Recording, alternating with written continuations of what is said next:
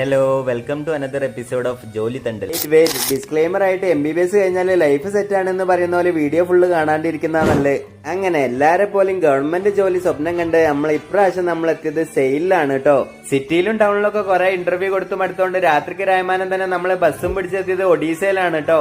നമ്മള് വിചാരിച്ചത് ഒഡീസയിലൊക്കെ ഇനിയിപ്പോ ആര് വരാനാ ഇന്റർവ്യൂ കൊടുക്കാനെന്ന്. പക്ഷെങ്കിൽ അവിടെ എത്തിയപ്പോഴുള്ള അവസ്ഥ ദാണ്ട കിടക്കുന്ന ഒരു ഹോള് നിറച്ച ആൾക്കാര്. അപ്പം നിങ്ങൾ വിചാരിക്കും എന്തിനാ അടക്കെ പോയി കഷ്ടപ്പെടുന്നത്, ഇങ്ങ് കേരളത്തിൽ വന്നിട്ട് ഒരു ജോലി നോക്കിയാ പോരേന്ന്. കേരളത്തിൽ വന്നിട്ട് ഒരു ഗവൺമെന്റ് ജോലിയോ സാലറിയോ ചോദിച്ചാലുള്ള അവസ്ഥ ഇതാണ്.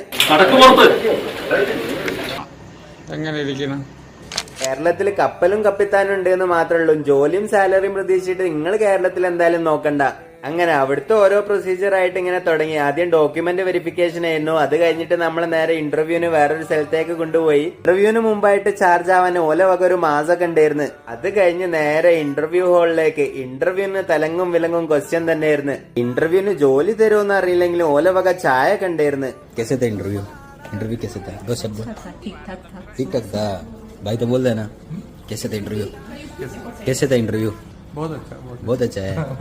അങ്ങനെ ആടുള്ളവരോട് ഓൾ ദ ബെസ്റ്റും പറഞ്ഞിട്ട് നമ്മൾ നേരെ പുറത്തിറങ്ങി. MBBS കഴിഞ്ഞിട്ട് ലൈഫ് സെറ്റ് ആണെന്നും ഫുള്ള് പൈസ ആണെന്നും ആരെങ്കിലും നിങ്ങളോട് പറയുകയാണെങ്കിൽ ഓല് നിങ്ങളെ കള്ളം പറഞ്ഞ് പറ്റിക്കുകയാണ് കേട്ടോ.